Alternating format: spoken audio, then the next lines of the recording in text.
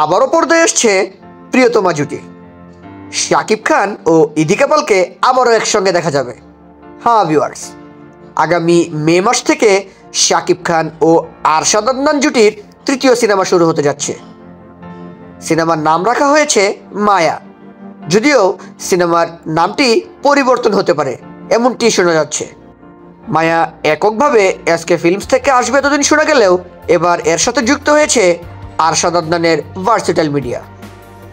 এর আগে শাকিব খানের প্রিয়তমা ও রাজকুমার সিনেমাটি এই ভার্সেটাইল মিডিয়া থেকেই নির্মিত হয়েছে। মায়া ঘোষণার সময় পূজার নাম শোনা গেলেও পূজা থাকছে না এই ছবিতে। তার জায়গায় ইন হচ্ছে এই ছবির পরিচালক বরাবরের মতো হিমেল আশরাফই থাকছেন, এমনটাই জানা গেছে। এসকে ফিল্মস ও ভার্সেটাইল মিডিয়ার অতীতের যত ছবি আছে সবগুলোকেই ক্রস করবে এর বাজেট। আয়োজন, বিগকাস্টিং ও নির্মাণে ছাড়িয়ে যাবে অন্যান্য সব ছবিকে।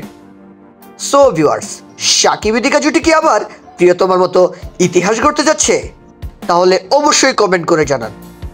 আর বাংলা সিনেমা ও শাকিব খানের নতুন নতুন আপডেট পেতে চ্যানেলটিকে সাবস্ক্রাইব করে রাখুন। ধন্যবাদ।